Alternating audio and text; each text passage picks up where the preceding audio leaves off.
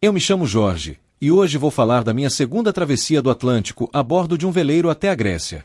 Saímos do Rio de Janeiro com um veleiro de 16 metros, no início do mês de julho de 1983, em plena época de furacões, que cruzam o Atlântico todos os anos, entre os meses de junho e novembro. Subimos a costa brasileira e passamos pelo arquipélago de Abrolhos, no litoral baiano. A partir de Recife, nos afastamos da costa brasileira e chegamos na paradisíaca ilha de Fernando de Noronha, também conhecida como a Esmeralda do Atlântico. Aproveitamos para nadar com os brincalhões golfinhos, antes de dar início à travessia do Atlântico, para percorrer os 3.000 quilômetros que nos separavam da África. Foram 11 dias sem ver terra, até chegarmos em Dakar, no Senegal. Logo no início da travessia descobrimos que havíamos perdido metade da nossa água doce, devido a um furo no reservatório. Chegamos na África com apenas 20 litros de água potável para os 5 tripulantes. Durante um temporal quase afundamos no meio do oceano, logo após termos cruzado a linha do Equador.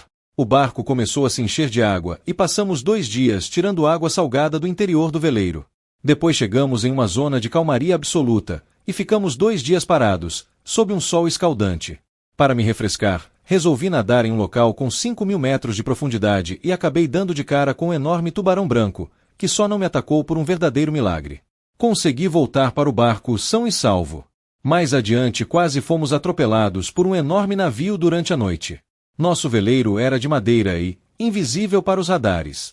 Intercalando dias maravilhosos com outros mais tempestuosos, chegamos ao porto de Dakar, onde ficamos 4 dias para o merecido descanso.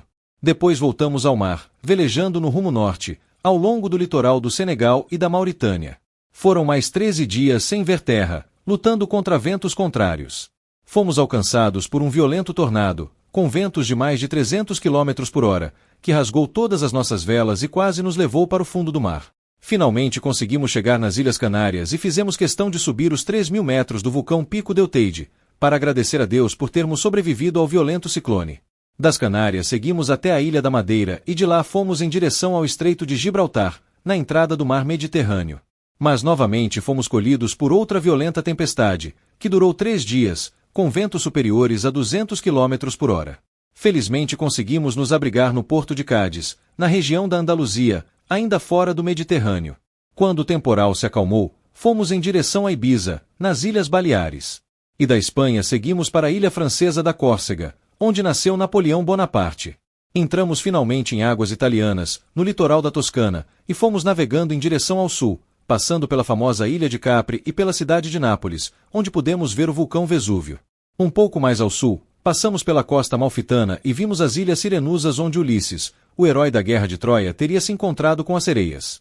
Passamos também ao lado da ilha de Stromboli, um vulcão sempre ativo, situado no arquipélago das Ilhas Eólias. Continuamos a viagem até a maior ilha da Itália, a Sicília, terra da famosa máfia, onde pudemos ver o maior vulcão da Europa em plena erupção, o Etna. Depois, para chegar até o Mar Jônico na Grécia, levamos mais 3 dias e 3 noites, onde visitamos as ilhas de Corfu, Cefalônia, a Escórpion do magnata Onassis e Ítaca, a ilha de Ulisses, narrada no livro de Homero, a Odisseia. Após milhares de milhas navegadas, passamos por 3 dos 5 continentes, América, África e Europa. Foi para todos nós uma experiência maravilhosa, onde pudemos conhecer parte do mundo e de nós mesmos.